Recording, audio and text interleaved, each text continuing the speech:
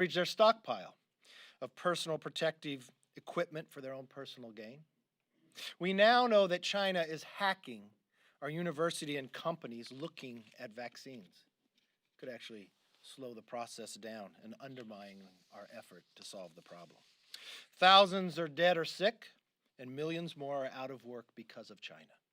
And Speaker Pelosi is so tone deaf that she just dismisses China as a diversion.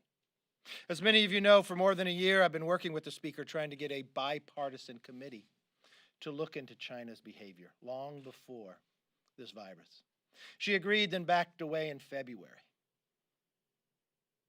And now she just calls it a diversion.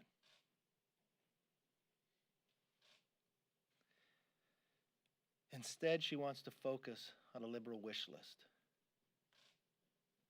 When you look at the past behavior of this Democratic majority, when the Intel Committee should have been looking at China, they're working on impeachment. When now the virus is upon us and we look what China is doing now, even over trying to steal our vaccine process, she calls it a diversion. But what we see on the floor today is the real diversion. Democrats' priorities continue to be on full display. For weeks now, we have encouraged them to open Congress back up, believing it's essential. I guess one of the few things on the Capitol that they think is essential is Starbucks. The Senate is working, but the House is not, and she's bringing us all back today for a vote that will go nowhere. Even her own party and her own members call it a political vote that will not become law. Why? Just look at what's in it. If you look what's in this bill today, in the CARES Act, it mentions cannabis more than job. Aims to change election law, suspends the cap on SALT deductions that really benefits directly millionaires and billionaires, provides millions or more dollars for an endowment for the arts and humanity, nothing to do with COVID.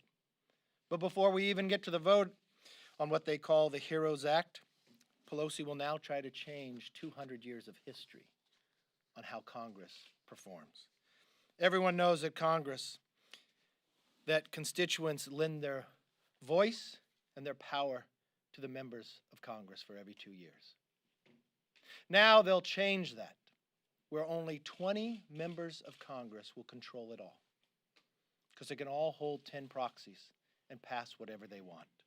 She even goes further in dismissing the voice of the people by trampling on the Constitution.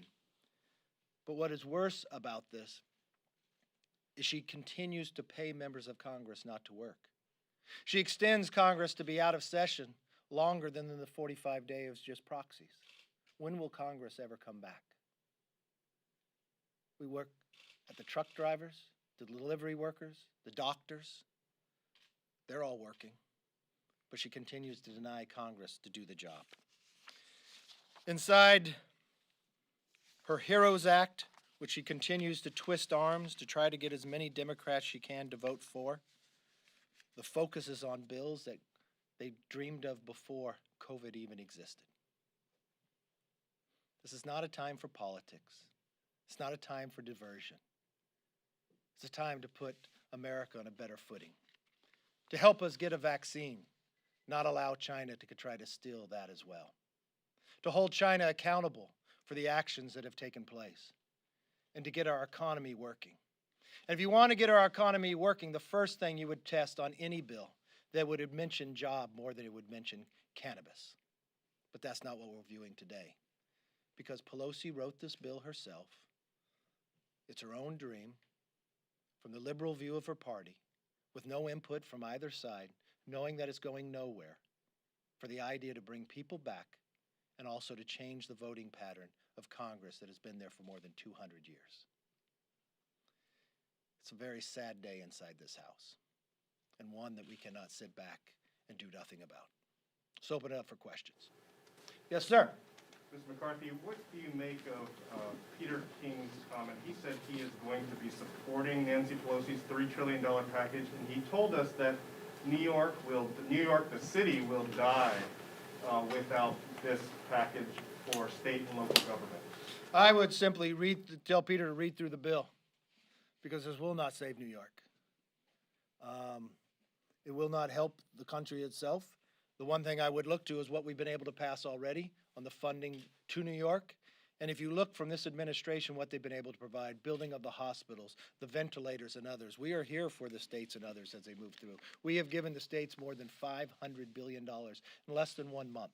We've increased the funding from FMAP and others, and we'll continue to look and do more. But we'll make that decision based upon facts, not upon a wish list, not upon ideas that were created long before COVID was there. So to that, I disagree with him. Yes. Mr. No, I have not. So you want to wait, how long, what's your horizon? You want to wait, you're not going to wait till December to see if the economy recovers? No, I would not wait for December, but I would not pass a bill without having any hearings from the standpoint, without any feedback. States are beginning to open up. We just passed $3 trillion already in a bipartisan manner that continues to have to be implemented. There are changes that I think to give more flexibility from the states, from the funding we provided them. I'd be supportive of that. We have the feds that have more than $4 trillion to implement as well. Why don't you get the data back and make sure that's implemented correctly to look at it? Are you talking 2 months, or you just give people a time? Well, I think Congress should be back in session right now looking at it. There wasn't one committee hearing on $3 trillion. And let's put that in perspective. This will be the largest bill in the history of the United States we have ever voted on. And not one hearing, not even input from committees or from people on the other side of the aisle or bicameral. And that's what we're voting on today. And in the same time that we vote on that, we're changing the power of Congress itself. That 20 people inside the House of Representatives will have all the power. The founders would be ashamed of today. This is not what they envisioned. This is not what they believed in. And this is not the action the American public believes. Does the Speaker believe she should continue to pay members of Congress and keep them home? Does she believe that Congress is essential? If so, come back and hold hearings. Why would you decide to spend $3 trillion with no input? Maybe it's a diversion. I'm not sure. Yes. Steve King was quoted this week saying that you told him he could be exonerated and get his committee assignments back. Could you clarify what's going on with Steve King? Yeah, Congressman King's comments cannot be exonerated, and I never said that. Committee assignments are decided by the steering committee, and he'll have the opportunity to make his case. Talking to members on the steering committee, I think he'd get the same answer that he got before.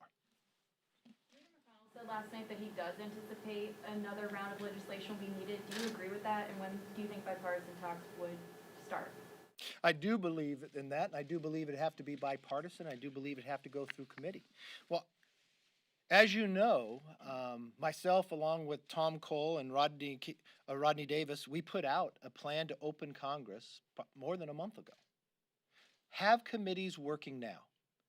There are bills that need to get done. The NDAA, National Defense, our appropriation bills. Those committees could meet here now in Congress in large-sized rooms with social distancing, so we could have that work done. At the same time, we could have committees gathering the data as states are opening and what's the need, getting the feedback from the states, looking at the implementing of the bills that we have already passed from those $3 trillion along with the Fed's other $4 trillion, and realizing where more resources are needed or more flexibility needs to be given, and that legislation can move through committee and pass on the floor and go into the president.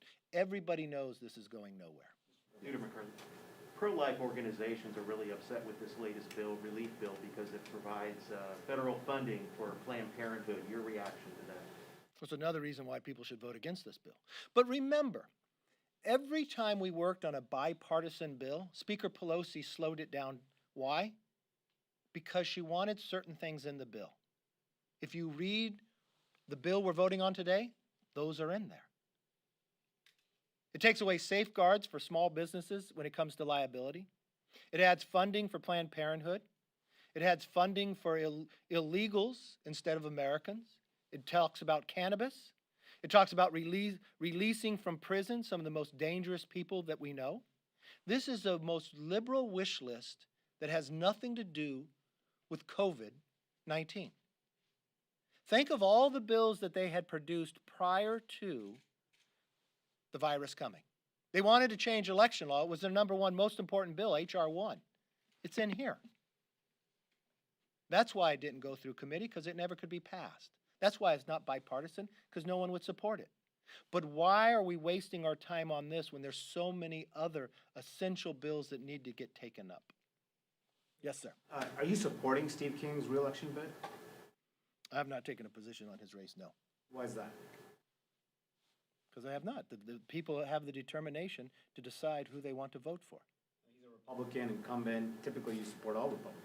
Yeah, the constituents have a decision to make, and they can make their own decision. Yes. On that, though, whether you're supporting Steve King's bid or not is to the side, but if he does win his primary and he does win the general election, will you give his committees back? I mean, if he keeps winning re-election, will he not have committees? If he wins re-election, he has the right to go to the steering committee, and the steering committee would take up the committee assignments, just like every Congress, just like every single member. And that's the discussion that we had. And I said, he has the right to go to the steering committee. I mean, apparently, if his constituents want him in Congress, shouldn't he have a committee? The constituents decide to put him in Congress, he is in Congress. Committees are decided by the steering committee, by the conference, just as every other member inside Congress, or on the Republican side. We have some questions from remote as well. Thank you. As a reminder, if you would like to ask a question, please use the chat function directly with the moderator to share your name and outlet. There are currently no remote questions in the queue. Oh, all right, well, pretty good. So are you all done? Yes, sir. All right, thank you all, have a good day. Are you going to Camp David this weekend? Yes, I am. Are you going to get tested before you go? Yes, I've been tested twice last week and once earlier this week, but I'll be tested again today. What's on the agenda? There's quite a few things on the agenda.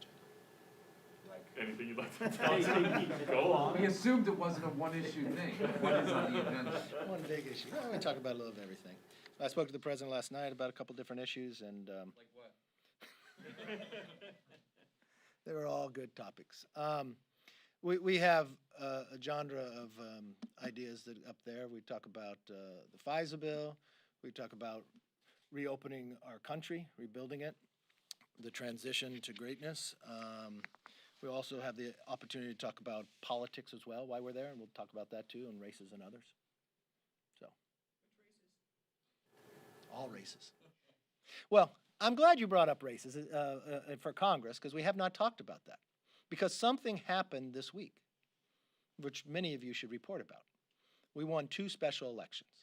So when I was sworn in and took the role of minority leader, it was 19 seats for the Republicans to take the majority. Today, it's only 17. We won a seat in California that we have not flipped a Democrat seat in more than 22 years. It's a seat that they won by more than 9 points, and we're ahead by 12 today. In the middle of COVID and in the middle of a situation that they want to make all elections a national election by all-mail ballots, and they changed the rules of the election, and we still won.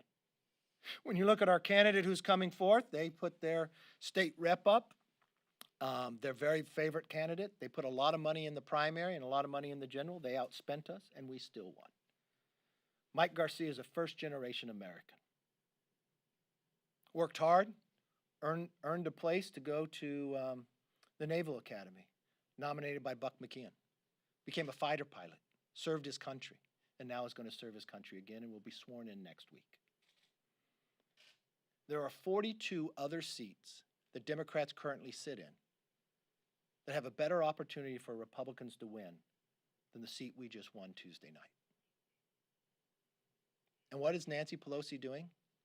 Twisting the arms of the Democrats and forcing them to vote for a bill that's a liberal wish list that will not become law.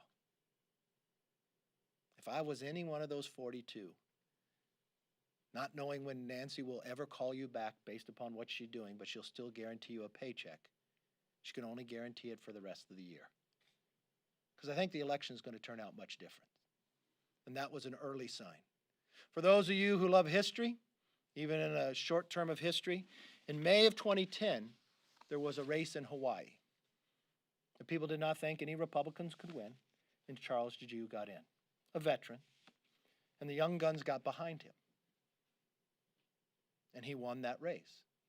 Later on that year, 63 Democrats lost their seat.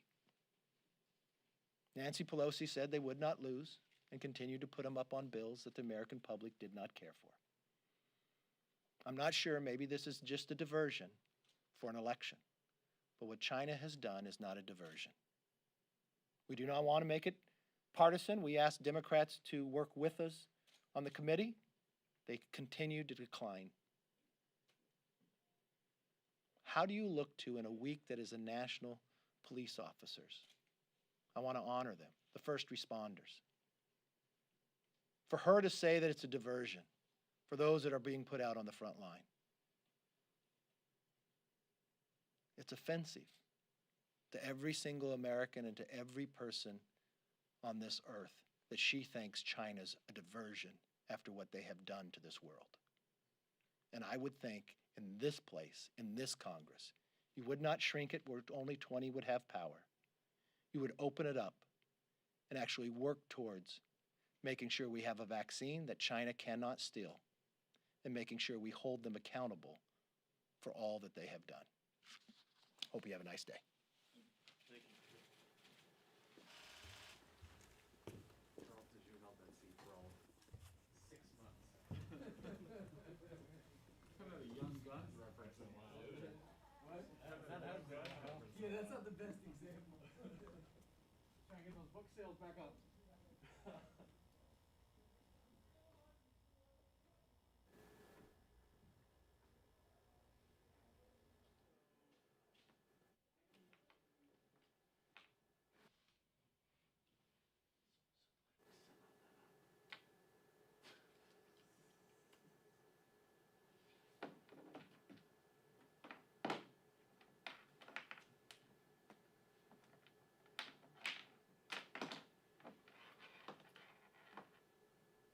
Aren't you glad you set all that up?